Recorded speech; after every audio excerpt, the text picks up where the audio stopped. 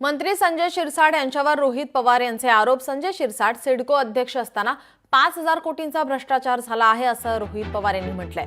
भ्रष्टाचाराबाबत bag भरून पुरावे pen drive फडणवीसांना देणार असं रोहित पवार यांनी म्हटलंय। रोहित पवार यांनी पुरावे सादर केले।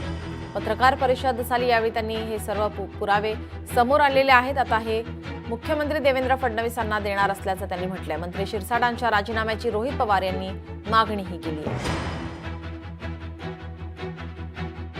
काही दिवसांपूर्वी सिडकोच्या माध्यमातून तसंच शिरसाट हे जेव्हा सिडकोचे चेअरमन होते त्या काळामध्ये 5,000 कोटीचा जो भ्रष्टाचार झाला त्याच्यावर आम्ही सर्वांनी मिळून प्रेस कॉन्फरन्स घेतली होती।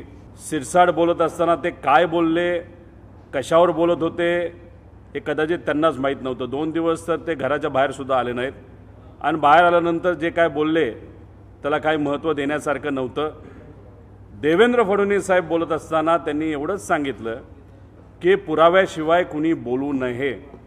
मला देवेंद्र फडणवीस साहेबांनी एवढंच सांगायचं, काही वर्षांपूर्वी तुम्ही गाडीभर पुरावे घेऊन गेला होता, आता ते कोणाच्या विरोधात होते हे तुम्हालाच तिथं माहिती आहे, पण आज गाडीभर नाही पण नक्कीच आम्ही सर्वांनी मिळून बॅगभर पुरावे तिथं आणलेले आहेत आणि त्याच्याचबरोबर हे 12,000 टोटल पानं आहेत। 12,000 टोटल पानं आहेत जे पुरावे आहेत। याची एक पेनड्राईव्ह सुद्धा आहे।